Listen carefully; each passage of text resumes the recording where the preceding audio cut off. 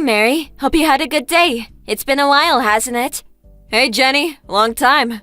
Wow, I didn't expect to hear from you. Can't remember the last time we talked.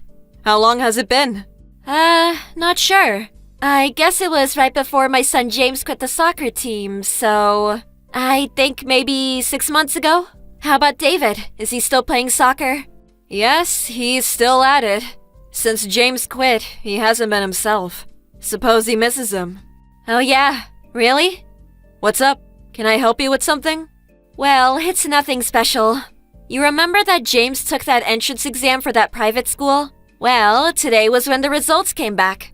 Oh yeah, that's right. So, how was it? Of course, he got in, no problem. And at the Middleton Academy, one of the hardest schools to get into.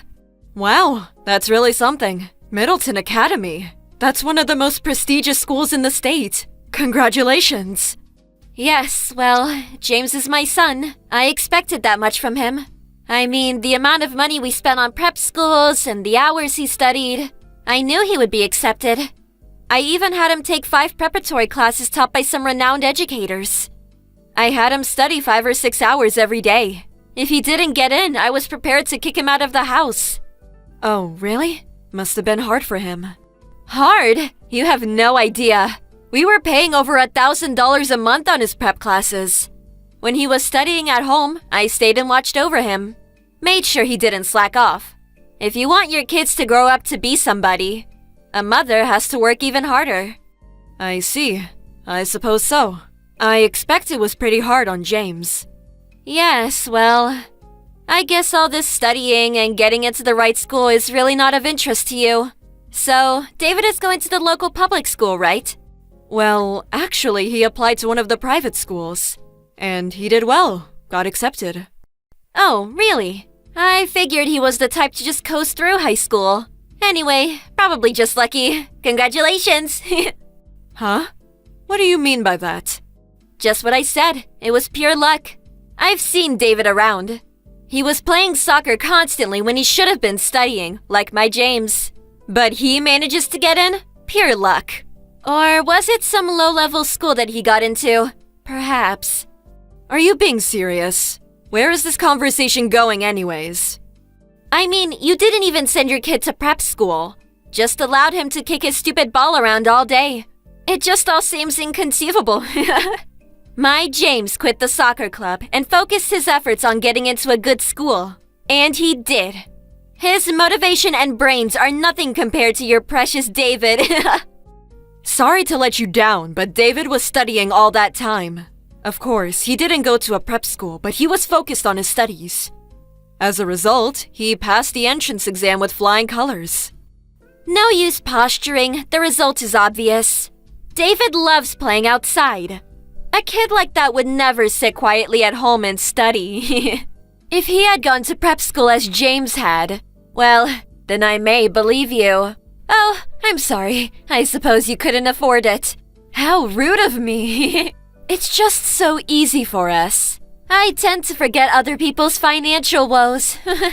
Excuse me, but what is it you're trying to say? Why are you giving me all this BS? I'm just stating facts. Just because David is some local soccer hero, everybody heaping him with praise for his goals. What's all that good for? Once he gets a taste of the real world, all the soccer skills in the world won't help him one bit. In this world, academic background is everything. Is this about David being elected as captain of the soccer team? As a matter of fact, I do remember you rooting for him to become team captain. Is that it? You have a grudge. That's the reason for all this BS? I don't know. You think? Well, anyway, his studies are way more important than kicking a ball around.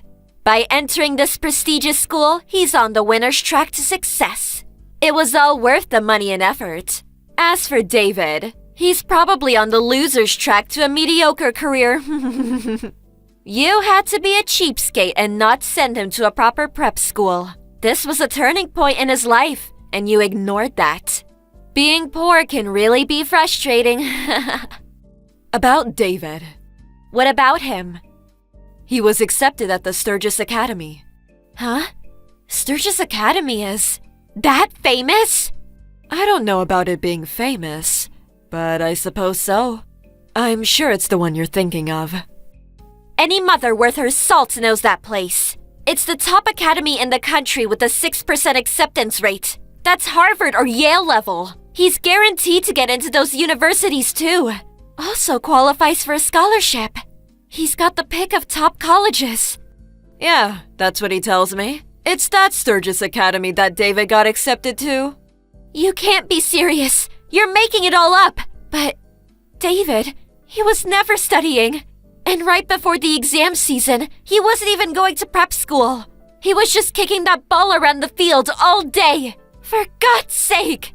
How could a kid like that get into the top private school in the country? I can understand you being envious that James got into Middleton Academy, but to make up some extravagant lie, it's despicable, even for you. It's not a lie. Yes, as you say, he was playing soccer every day and continued managing the team. But he put aside time for his studies as well. He felt that sitting at the desk all day would be too stressful, and he needed to manage his time properly. A little exercise allowed him to clear his head, and in the long run, was way better for his studies. When he wasn't at soccer practice, he was at home or at school studying. But he wasn't even going to prep school. Sturgis Academy isn't the type of school you can get into with just a few hours of study a day.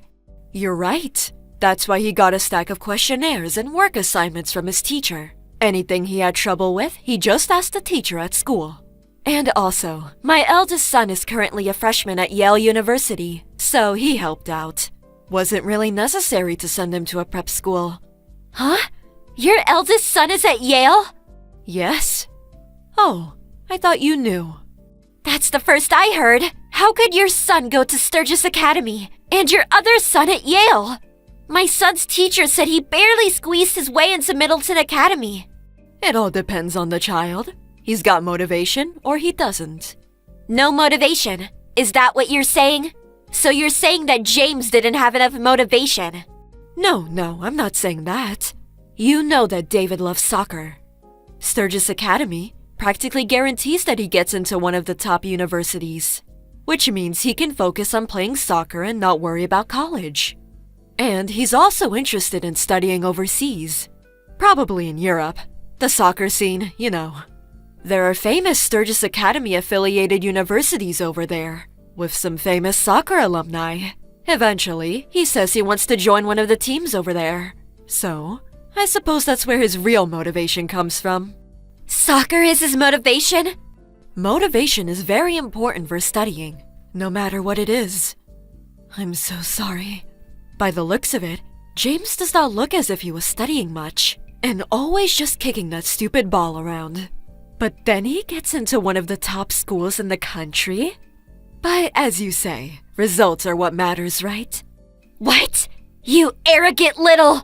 Even if he got into Sturgis Academy, if he doesn't try, well, what good is it?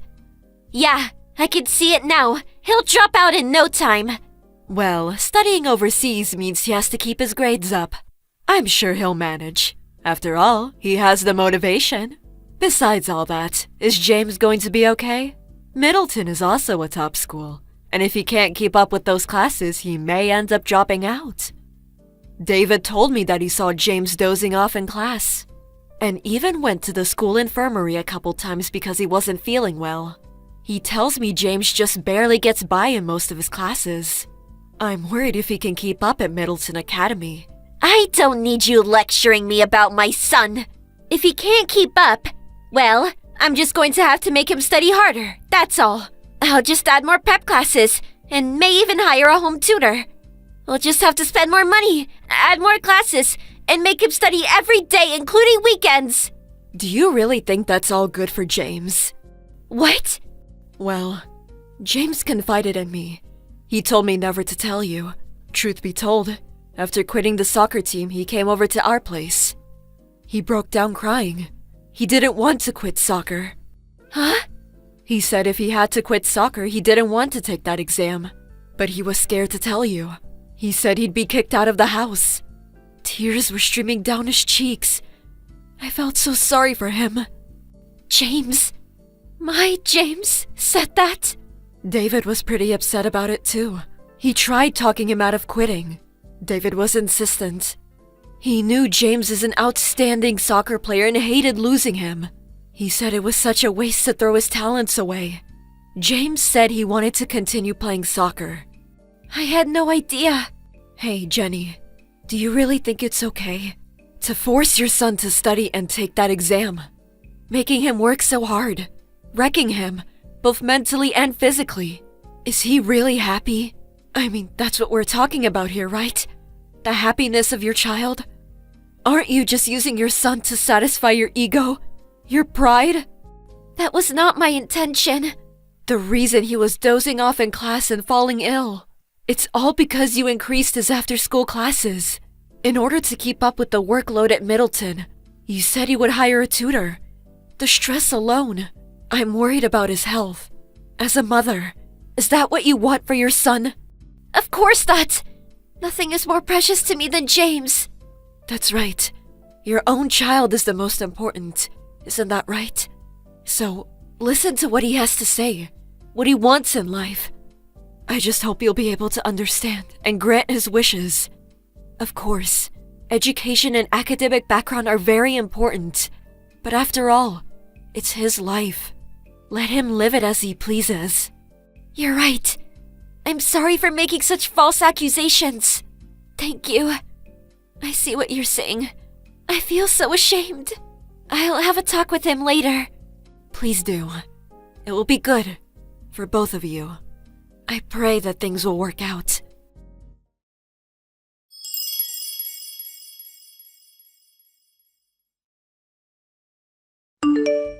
After they talked, it was decided to reject the application to Middleton Academy. He decided to go to a local school, a good school nonetheless. In fact, the school was more in line with James's academic level. What's more, he was able to get onto the soccer team. Both David and I are happy that things turned out for James and that his mother came to her senses. Thank you for watching. Please subscribe and hit the like button. See you next time.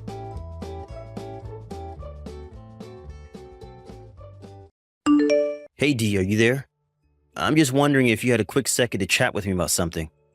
I just wanted to let you know that I was talking to my boss and it sounds like I'll be having these late nights going on for a while. You're kidding me. I feel like I hardly ever see you anymore, Charles. What is going on at work that is keeping you so late there every single night? I know, trust me. I don't want to be doing this any more than you want me to either. But there's just a lot of things going on with the company right now. Even some of our clients are getting sucked into the mess and it's just, Anyways, it's sounding like this is going to probably be a thing for at least another 2 weeks or so. And might not be able to talk to you as much throughout the workday. I see. Well, that really sucks, but I guess if it's what your job is asking of you, then I understand. I suppose if you're going to be that busy working, though, I'll only try to reach out to you if it's an emergency, and otherwise I'll just try to let you concentrate. And then you won't have to worry about responding to any texts or anything like that. You'll just be able to focus on what you're doing and not have me distract you or anything like that. Thank you so much. I really do appreciate your understanding. I really wish this wasn't the case, but it is what it is for now. I understand. These things happen from time to time. Anyways, I hope that it all goes over well and that you can get back to your regular schedule soon.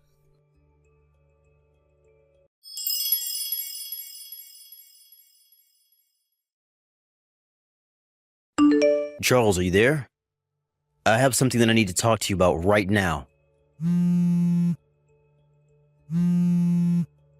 Oh, Todd, how's it going? I feel like I don't hear from you all that often. Is everything okay? We don't have time for that right now. Where are you? Well, I'm on the bus on my way to go meet a client right now, actually. But given your tone, I take it that this isn't the answer that you were wanting to hear. You bet it's not it. How can you be at work at a time like this? What's the matter with you, man? Sorry, I feel a little out of the loop. Is everything okay? Am I missing something? I don't know, you tell me. Unless you want me to just come out and spell it for you. But I really can't believe you're acting like nothing is going on here at all. Todd, I'm really sorry, but I genuinely have no idea what you're talking about right now. Did I do something wrong? Is everything okay where you are? What is it? What do you mean you don't know what I'm talking about? Please tell me that's just supposed to be some kind of messed up joke. It's really not. But if you could tell me what's going on, then that would really help me clear all of this up. Whatever it is, it sounds pretty serious to me. Of course it's serious. You're missing your parents-in-law's funeral right now. Did you really not know about that at all? Wait, what? A funeral? You can't be serious about that. Of course I am. The wake begins tonight around 6. I know that they're not your real parents, but I still would have expected you to be there for them and us right now. I really thought you were a better guy than this. But I'm sorry, I really had no idea. When did they pass? What do you mean? Are you seriously asking me that? I guess I am. This is seriously the first time that I'm hearing about any of this. Todd, I really am sorry for your loss. I don't know what else to say. You have to be kidding me, man. Are you telling me that you really didn't know that both my parents got sick and were in the hospital together? You didn't know about any of that? No, I really didn't. The last time that I saw them was a while ago, but they were not healthy. I had no idea they were in a hospital at all. Well, they both seemed to catch the same thing, and they were both hospitalized together. First, it was Dad's condition that worsened. It happened so quickly, and then he was just gone. And my mom followed him 2 days later. So then that's why the funeral is for the both of them. That's right. We're going to have the wake all through the night tonight, and then we're going to have the funeral tomorrow. I see. Todd, I'm so sorry. You have my sincerest and deepest condolences. I promise you that I didn't know a thing about any of this. It's okay. None of that matters now. But do you think you can come back here and be here for the wake and the funeral? Todd, I really want to be there now that I know all of this is happening, but, well, I guess I could talk to my boss about getting off early, but I still wouldn't make it back home until tomorrow. Wait, what? What do you mean? Why wouldn't you be making it here until tomorrow? I thought that you just lived 40 minutes away, right? Why would it take you that long? Well, it would take me that long because about a year ago I was sent on an extended business trip and I've been up in Michigan ever since. Hold on a second. You've been living in Michigan for the past year? Are you serious? Yeah, of course. Sorry. Did Dee not mention that to you at all? Actually, now that I say that, I wonder why I haven't heard from her about this at all. Maybe she's just been so broken up about losing her parents. Wait, hold on a second. I think that something might be up here. Up? What do you mean by that? Is anything else going on back home that I should know about? I know I'm far away right now, but I would like to be kept in the loop. Well, the thing is that I haven't actually been able to get a hold of my sister for a while now. Wait, you haven't been able to get a hold of Dee? But why not? I thought you guys kept in touch. Charles, I am really sorry to do this to you, but I think I'm going to need some time to confirm a couple of things before I tell you anything else. In fact, can I ask you for a couple questions about your work right now? Well, sure, I guess you can if you think it'll help with whatever's going on. Okay, so you moved to Michigan a year ago for work, is that right? Yep. I've been here just a little over 11 months, but basically a year at this point. Okay, so you've been living up north, and you've been in contact with Dee this whole time then? Yeah, pretty much, although we don't talk every day. But we do chat every now and then, and I'll leave her messages about what I've been up to or how things are going up here. Okay, that makes sense. And have you talked to her recently at all? Actually, now that you mention it, I think it's been about 10 days since her and I last sent a message to each other. You haven't talked to your own wife in over a week? Well, there was some serious drama happening up here with the company and some of our clients, you see. I was being kept late on overtime every single day, and I told Dee about it. She suggested talking to me less so that I'd be less tempted to text her during work. And so, since then, we haven't really said anything to each other. Got it. And that must also mean that the last time you two saw each other was a while ago as well, right? Yeah, I think the last time that we were in person together was something like 6 months ago when I managed to get some time off to visit her. So you haven't seen your wife in 6 months either. That's really tough. But it still doesn't explain everything because my parents were hospitalized about 4 months ago. But you told me That you had no idea that that had even happened to begin with, right? I'm really sorry I didn't hear about it, but it's true. I had no idea that they had been in there that long. That's okay. I think I'm starting to understand the picture here. Well, do you mind if I ask what's going on with your mind right now? Because I feel more confused than ever about all of this currently. Okay, let me try and explain it to you. So my dad died about a week ago, okay? I called Dee to tell her about it, and there was some guy who answered the phone. Although he said that he was you. But I take it that it wasn't me because I already told you I didn't know that this had happened, right? That's right. So this guy pretending to be you said that Dee wasn't feeling good and asked you to answer her phone. And then I told this guy about our dad and that was it. But now I understand that you and Dee weren't even physically together at this point, right? That's right. I don't remember a phone call, much less answer a phone call for Dee or talking to you on the phone. But now that I'm starting to put this together, I'm going to talk to my boss about getting permission to go home early from this. That might be a good idea. I'll do some more digging around on my end and see if I can't find anything concrete about what's happening. But anyways, I told this guy to tell Dee to call me back as soon as she was able to, and I haven't heard at all from her ever since then. Jeez, what do you think happened? I'm starting to get a little scared personally. I don't know. I tried messaging and calling her and have gotten nothing back. Now that I'm in charge of preparing the funeral, I've just been so busy. But I assumed that Dee just wasn't feeling good.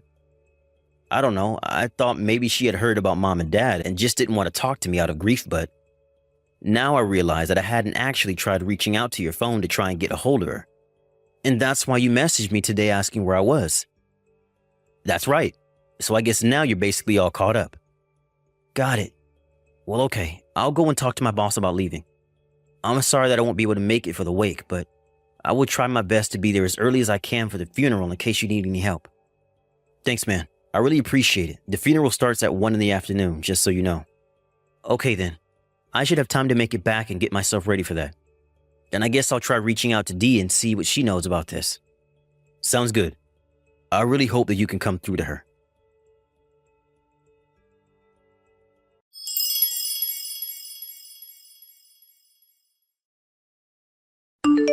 Dee, are you there? You and I have something really serious to talk about. Please, Dee, this is an emergency. You have to get back to me right away. Did you know anything at all about your parents' funeral? The wake is tonight and the funeral itself is tomorrow at 1. You need to call Todd and get the details from him right away. He said that he can't seem to get a hold of you, but that he wanted you to know what happened because he needs your help. Hello? Are you there? Anyways, I'm going to try and head home first thing in the morning tomorrow to make it back. When you see these messages, please get back to me.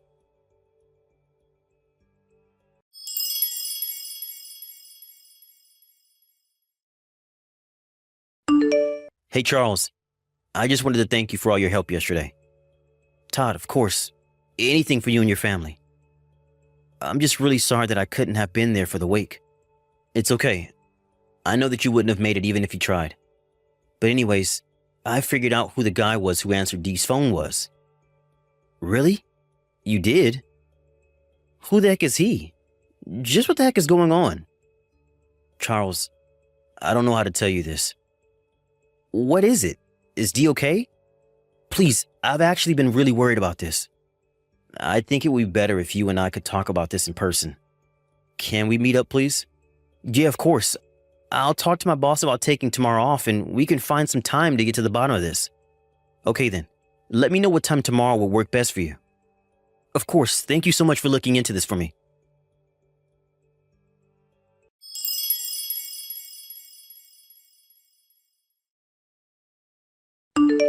Dee, you and I have got some serious talking to do. Charlie, it's so nice to hear from you. I can't believe it's been 2 weeks since you and I last talked. Did things calm down at work? How have you been? I miss you. I guess you can say that. Actually, I've already come back home. Oh, really? I take it that this isn't just for a vacation, though, right? Dee, can you tell me where you are right now? Oh, I'm just out with a friend right now. We're just catching up. We might grab some dinner together or something. So I guess I might not be back home until pretty late, but you can just whip something up for yourself. You're with a friend, I see. Well, did you talk to your brother at all? Todd? What do you mean? Why would I need to talk to him? Did something happen? I think it would be better if you just talk to him yourself. Sure, okay.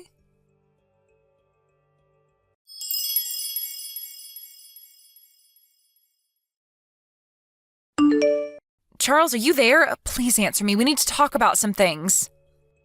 That's right. Like how you've been cheating on me with some guy from your class reunion? Have you really been away traveling this whole time with him? No, wait, you don't understand. I promise.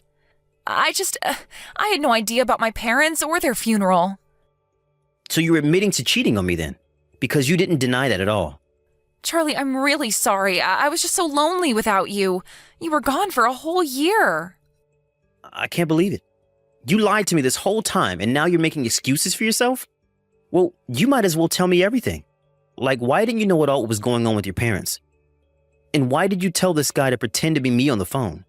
Your brother called you and thought it was me, and he told this guy to tell you about your parents. But I guess he didn't say anything, did he? Well, you were right about us being on vacation, but it was my very first time going abroad. And my old classmate had been abroad plenty of times and said there was no point having a phone overseas, so he offered to hold on to it while we were away. He told me that he would tell me if anything important came through, but you didn't tell me anything, even after my dad had died. I guess he knew that I would want to end our trip and turn around, so he just kept quiet. He even blocked Todd. And by the time we had gotten back, he deleted all the messages about the deaths and the funeral and the missed calls and gave me my phone back. I see. So that's why you had no idea about your parents. I was so upset with him, I screamed at him for hours. Oh, really? You were that upset? Of course I was. He didn't tell me that my own parents had died. Isn't that just horrible? But you hadn't even told me about them being in the hospital. Did you not know about that either? What do you mean by that? Todd already told me all about it. I know that they were in the hospital for months. Right, but what about it? Well, they were hospitalized while I was away for work, but I still didn't hear about any of that until they were already gone. I had to find out about your parents and your affair both from Todd. But I'm done with that other man. You don't have anything to worry about. You think you can just brush your affair aside like that? No. You and I are getting a divorce. Wait, what? You can't be serious about this, right? Charles, both of my parents just died and I had no idea. And you think that I should just ignore the fact that you were lying about your parents and cheating on me this whole time? I can't even with you right now, D. The next time you talk to me, it's going to be through my lawyer.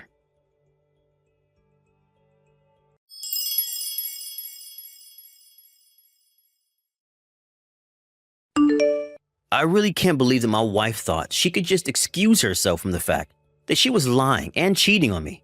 At least my lawyer was sympathetic when he heard my story. He told me that he had seen similar cases like this where the wife has something bad happen to her and tried to get out punishment through crocodile tears. I told him I just wanted things to be over and to have my own life again. In the end, Dee and I were finally divorced and I did sue her for her affair. Even Todd took my side during those divorce proceedings. He was furious with his sister for her affair leading to her missing the funeral. Obviously, it's sad that Dee didn't know that her own parents had died, but she really has no one else to blame for this outcome but herself. Thank you for watching. Please subscribe and hit the like button. See you next time.